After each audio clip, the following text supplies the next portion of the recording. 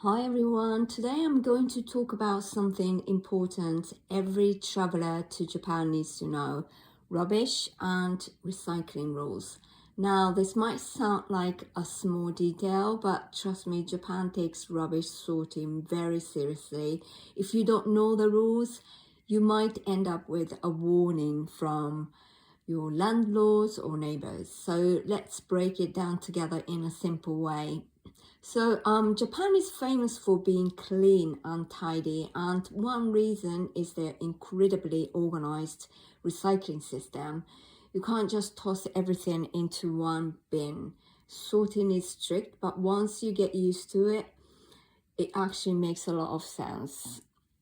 So if you are staying short term in a hotel, you usually don't need to worry. But if you are living in an apartment or staying long term, you must follow your local ward's rules.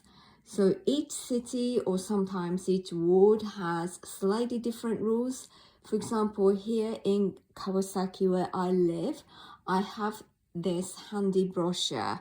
This is coming from Kawasaki, and it's kind of a bit it's quite detailed, and it has 25 pages. This kind of brochure explains exactly what goes where. So when you move in, make sure to check with your landlord or your flat manager or agent or your local ward office to get a copy like this. Now, the categories can vary, but here are the most common ones you will see. First, this is mixed paper. Paper means this is a tissue box. This is actually paper. And staples. Stapled paper is also paper. And receipts from supermarkets, these are paper. These are plastic. You can have this PRA sort of logo, so you can tell instantly. And burnable trash, for example, is the most important thing. Burnable trash is usually this: food waste, paper scraps, and tissues. These are all burnables. And recyclables are usually papers and plastic bottles and containers. And there are non-burnables, which means items like probably ceramics, metal objects, or small appliances. And these are not free. And large sort of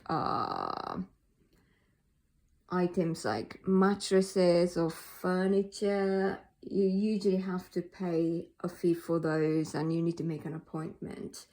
And yes, plastics and bottles usually need to be washed before you put them out.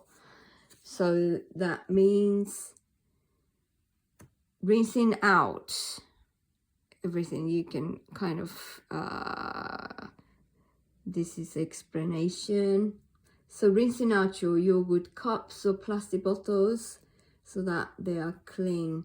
And another thing to remember is collection days. Trash is not picked up every day. For example, burnable trash might be collected twice a week, and recyclables are usually once a week, and large garbage by special appointments.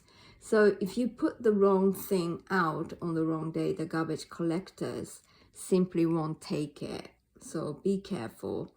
One thing that always impresses visitors is how clean Japanese trash collection points look. So even though it's rubbish, everything is neatly tied in clear bags, covered with nets, and sorted into categories. So here are my quick tips. always check your local walls brochure like this. Wash bottles and containers before throwing them away. Follow the pickup schedule and time, like before 8 a.m. Everything is in this kind of brochure. And yeah, you cannot leave the rubbish at night time. They are very strict about this.